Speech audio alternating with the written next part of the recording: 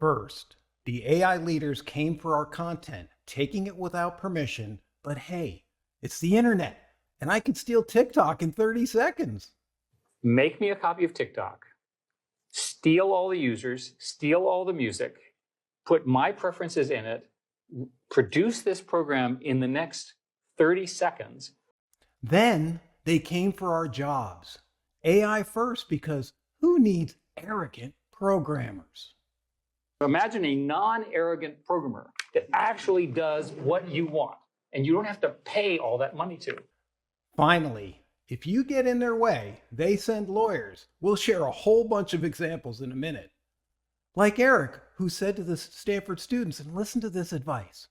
The example that I gave of the TikTok competitor, and by the way, I was not arguing that you should illegally steal everybody's music. What you would do if you're a Silicon Valley entrepreneur, which hopefully all of you will be, is if it took off, then you hire a bunch of lawyers to go clean the mess up, right? But if nobody uses your product, it doesn't matter that you stole all the content. And do not quote me on that, right? I'm Declan Dunn, and this is the AI Optimist. The TikTok blueprint? The one Schmidt outlined basically says, take TikTok, take the music. If you make money, get lawyers. That Silicon Valley playbook, steal first, settle later, isn't just startup wisdom anymore. It's becoming government policy. And that's playing out in real time across the UK and US copyright battles, where AI companies and political power, almost like AI is too big to fail, sacrificing property rights, because that's what copyright is, a property right, on the altar of tech supremacy. AI uber alles, I guess. We're going to take a look at what's happening this week in the UK and the US regarding copyright. Big things going on. Thousands of people stepping up. We're also going to talk to CredTent CEO Eric Burgess and ask him if the government policy does not pass that people have to pay for content, isn't that just going to only play in favor of the bigger players and eliminate the startups and small business? And then we're going to listen to Dr. Thaler, who's going to show us a different view of AI, how it gets emotions and doesn't actually have to use copyright data to have emotions, invent things, and even create a painting. Here's the UK copyright saga, and it is getting messier by the day. Simply put, the UK government wants AI companies to be able to scrape anything without permission. No cost, just allow them to do it, even on copyrighted content. Hey, all the creators have to do is actively opt out. So if I wrote a book, I'd have to go to ChatGPT and say, hey, opt me out. And Claude, could you opt me out? And DeepSeek, could you opt me out? You get the picture. This has been, since the early days of the internet, the automated opt-in that is really causing the problems here on both sides. And governments are saying, creators, take care of it. What's the problem? You're in control. As Baroness Kidron, who's a filmmaker and is in the front of this political fight in the UK, Baroness Kidron talks about that plan as originally conceived. That plan is a charter for theft, since creatives would have no idea who is taking what, when, and from whom. And who created this policy? Big tech investor, Matt Clifford, with conflicts that Kidron calls so deep, it could be like a reality TV drama. His solution is to prevent the UK from falling behind. And remember this when we talk about the US, falling behind. Everyone is scared about falling behind, so the solution is gut copyright law. Meanwhile, big creators with lawyers are cutting deals left and right. Small creators, they get opt-out lottery. It's Schmidt's playbook at scale, except now governments are writing the rules.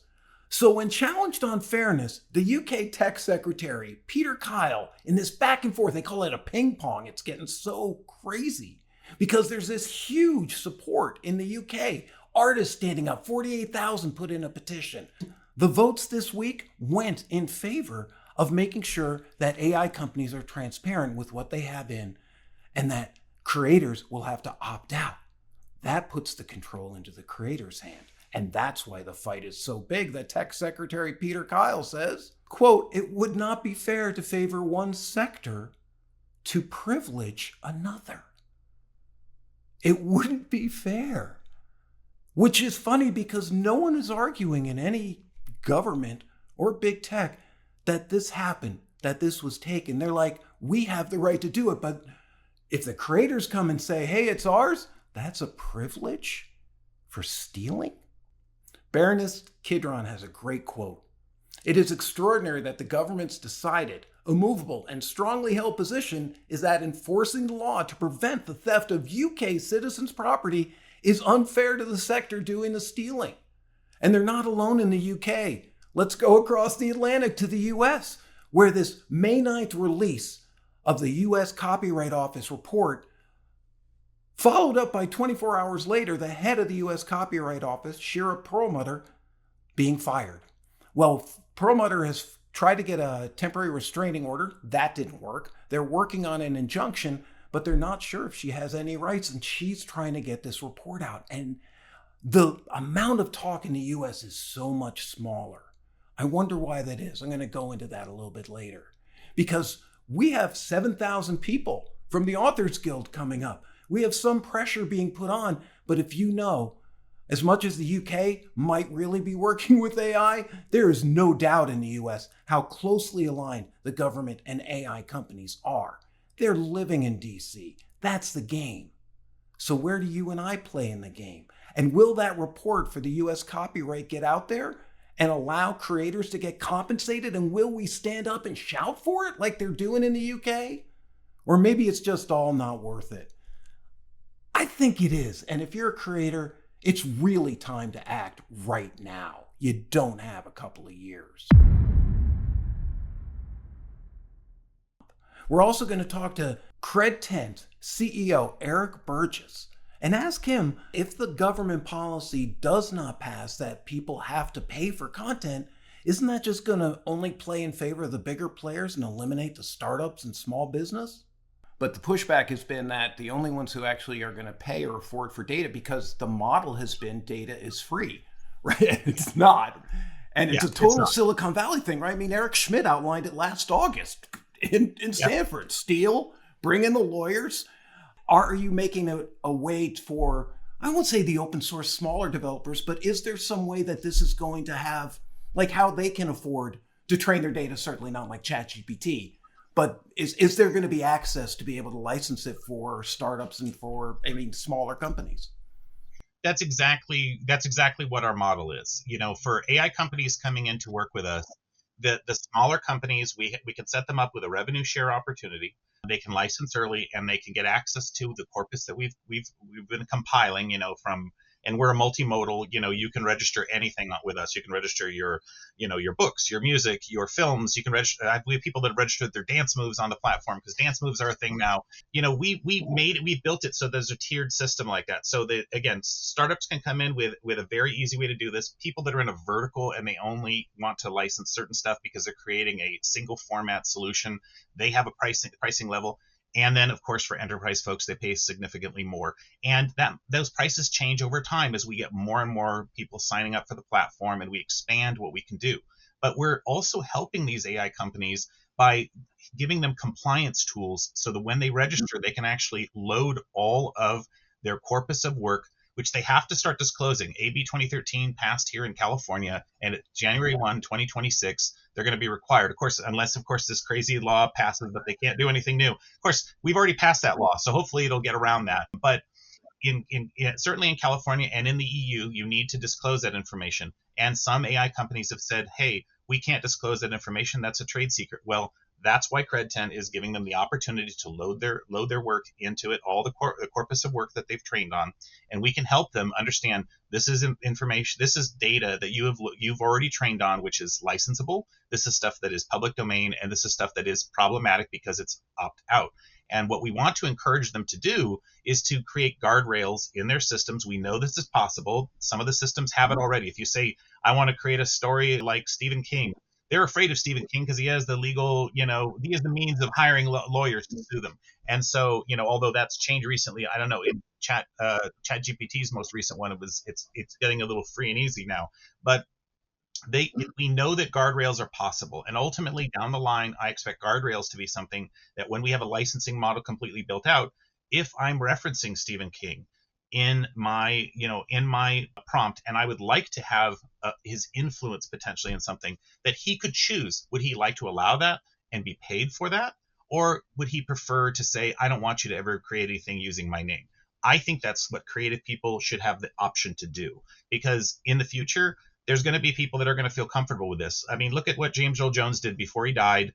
He signed off and said, yes, go ahead and use my voice for the reproduction of Darth Vader's voice, which is an iconic character. They could have done what they do Disney all the time. I mean, a friend of mine became the new voice of Piglet when the guy retired. Yes, they could do something like that.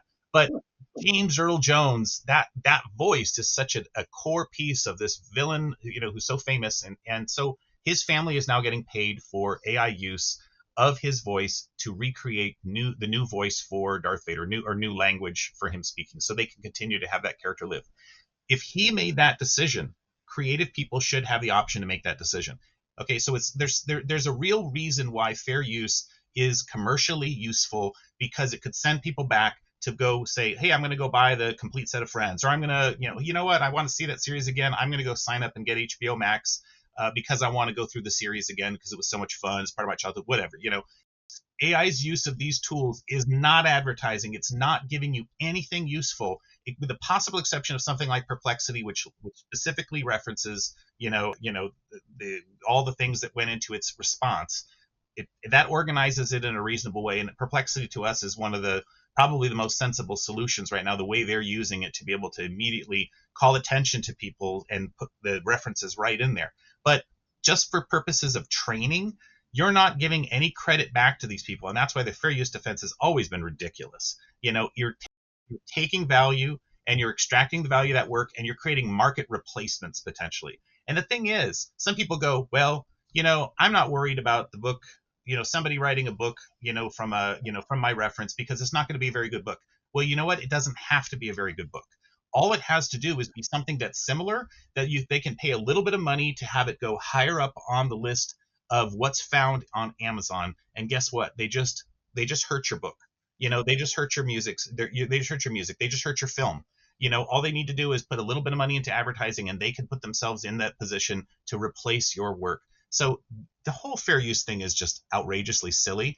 And any excuse that they had before saying it's going to be too hard to do that licensing, guess what, guys? Cred 10 already solved that problem for you. Just work with us.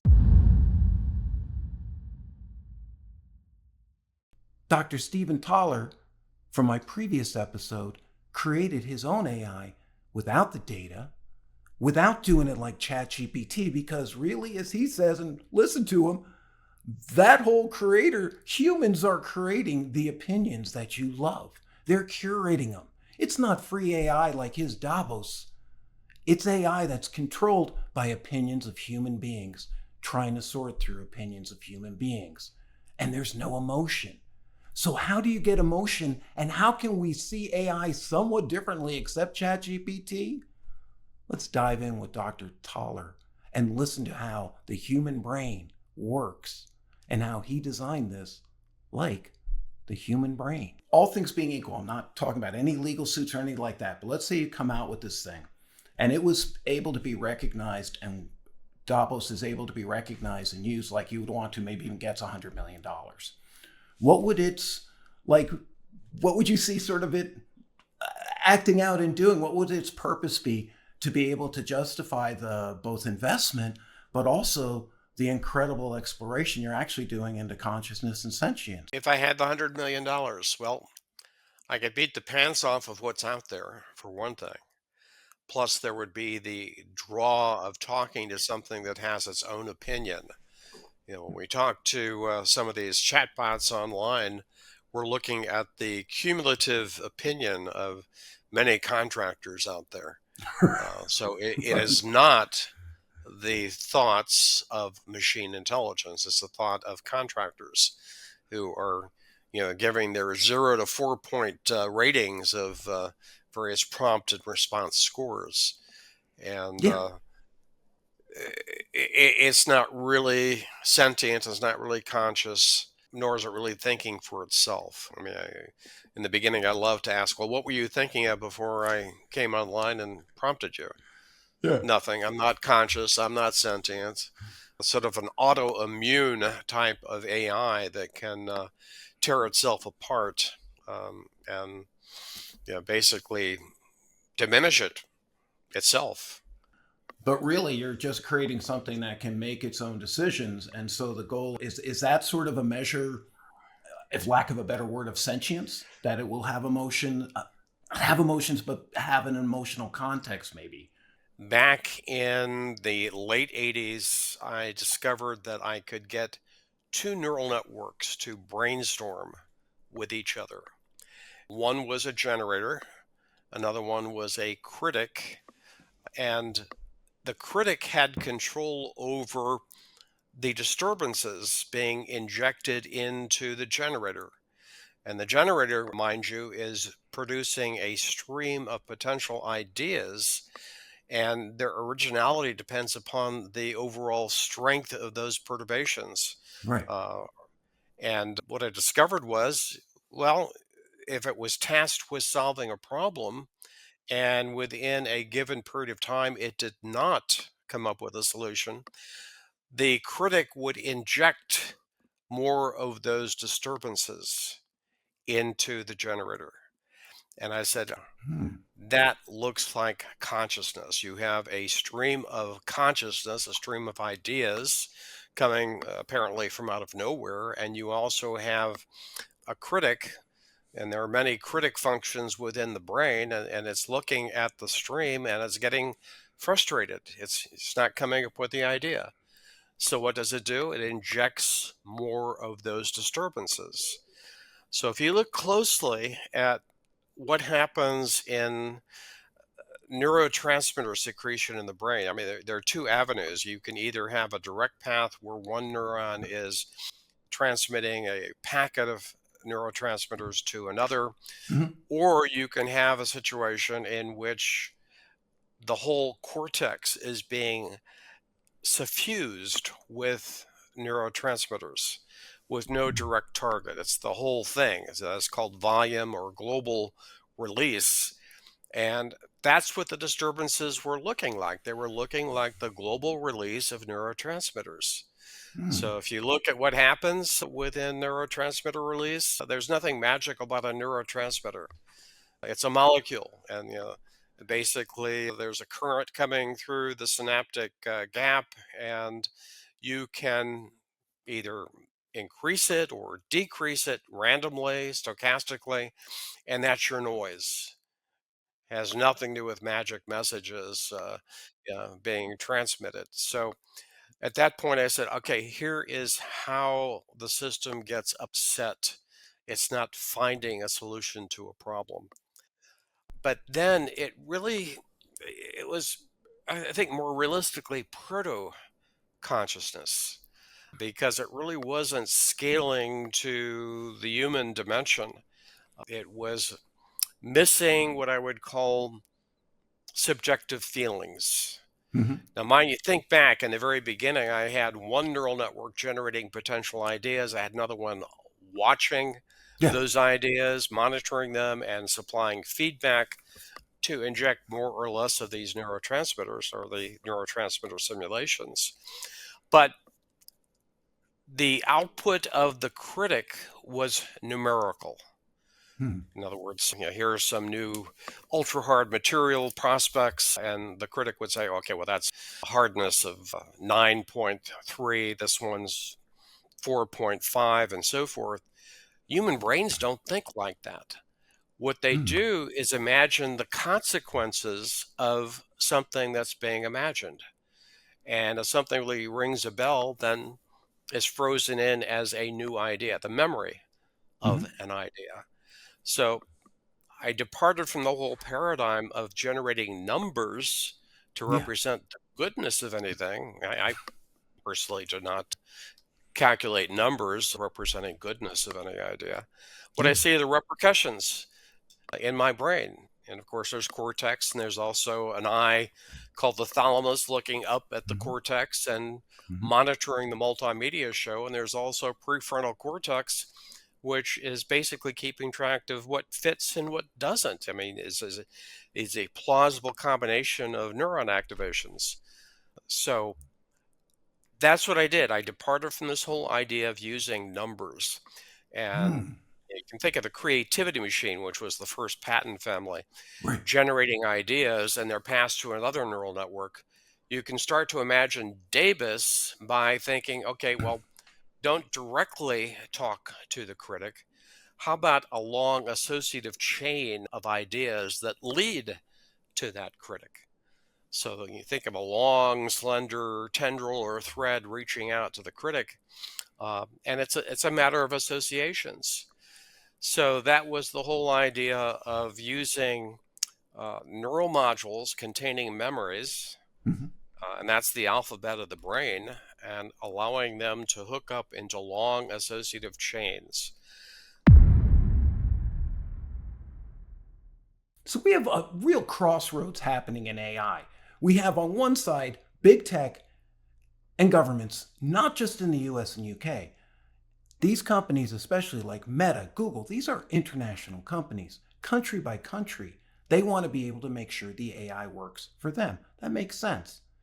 But the line has always been we can't pay for content. We need too much. It would ruin AI. And remember, what that UK Politico said, hey, it's a privilege. You're asking for a privilege when the AI companies took the content without permission. Clearly, no one's arguing that. So AI companies plead poverty. OpenAI has pled to this in the UK in 2024, sitting on tens of billions of funding, aiming for trillion-dollar valuations. And this bluff, this fair use, I think, bluff, has bought them 5 years. In 2020, a Meta director of engineering had a chat that was put out in one of their lawsuits for taking content from a pirated database they bought called LibGen. This director basically said, hey, if we license one book, then we have to license them all, and fair use is out the window. Well, all the licensing is happening now. And all these government and AI companies know that the Disneys of the world, the Gettys, they're getting licensing deals. They're not being left out. Everyone else who's not with a lawyer is being left out. And that is why Baroness Kidron is fighting this. That's why Shira Perlmutter is fighting for her job, because what's happened in the US when somebody new comes in who doesn't even understand copyright without domain experience, a Department of Justice attorney, that's what's happened. They've left up the document that could literally change the AI industry because it leans towards compensating creators. And no one's listening. No one's talking. This is where things change, creators. And thank you to Baroness Kidron. Thank you to Graham Lovelace at Substack. I've got links to him in the comments. Great articles if you want to look at this with a much clearer eye, especially in the UK. I mean, what other industry openly takes what it wants, settles only with players who can afford lawyers, and claims it can't pay for the raw materials that built the entire business model?